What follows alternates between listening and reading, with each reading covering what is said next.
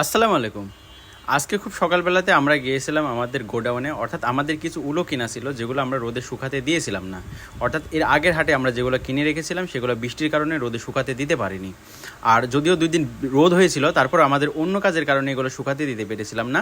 এই কারণে আজকে চিন্তা ভাবনা করেছিলাম বা আজকে শিডিউল করে রেখেছিলাম যে আজকে আমরা সবার আগে আমাদের উলোগুলো রোদে শুকাতে দিব। এই কারণে আমরা সকাল সকাল ভ্যান ডেকে ভ্যানে করে আমাদের পানবাজারে, অর্থাৎ যেখানে শুকনা জায়গা আছে, ভালো একটা পরিষ্কার জায়গা, সেখানে শুকাতে নিয়ে গেছিলাম। নিয়ে গিয়ে আমরা শুকাইছিলাম এবং বেশিক্ষণ শুকানো লাগে না, এগুলো ঘন্টাখানিক শুকালে হয়। এরপরে আমরা শুকাই সুন্দর করে বেঁধে আমরা আবার আমাদের গোডাউনে নিয়ে এসেছি সুন্দর করে রেখে দেওয়ার জন্য। কেননা এটা প্রায় 5 থেকে 7 মাস থাকবে, এই কারণে শুকিয়ে রাখতে হবে যেন নষ্ট না হয়ে যায়।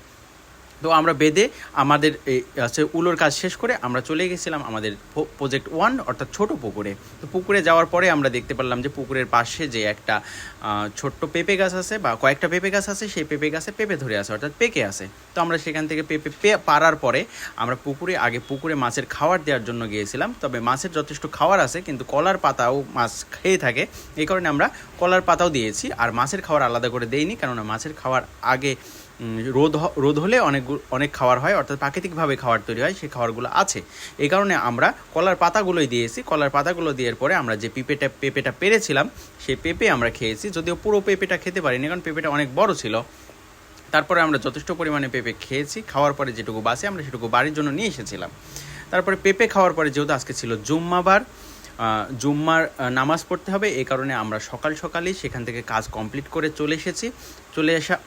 চলে আসার পরে আমরা জুম্মার নামাজ পড়েছি। নামাজ শেষে প্রত্যেক জুম্মাবারেই আমরা আবার গোরস্থানে যাই কবর জিয়ারত করতে। তো সেই জন্য আমরা জুম্মার নামাজ শেষ করে গোরস্থানে গিয়েছিলাম কবর জিয়ারত করে ফেরার সময় আমাদের সাথে দেখা হয় একটা মাছ ব্যবসায়ী, অর্থাৎ যে মাছের পোনা বিক্রি করে, তার সাথে দেখা হয়। তো আমরা সেখানে দাঁড়িয়ে তার সাথে কথা বলি। সে কিছু আফ্রিকান মাগুরের পোনা বিক্রি করছিল। তো আমরা পোনাগুলো দেখলাম আর তার থেকে নাম্বার এবং ঠিকানা নিয়ে নিলাম, যেন পরবর্তীতে আমাদের যে 2-1টা জায়গা আছে এই মাগুর চাষ করার মতো, সেখানে মাগুর চাষ করব। এরপরে আমরা মাছের টাকা দিয়ে গেছিলাম জুনিয়াদেহ কুদ্দুস ভাইয়ের কাছে। তো আজকের মতো এটুকু, সবাই ভালো থাকবেন। আসসালামু আলাইকুম।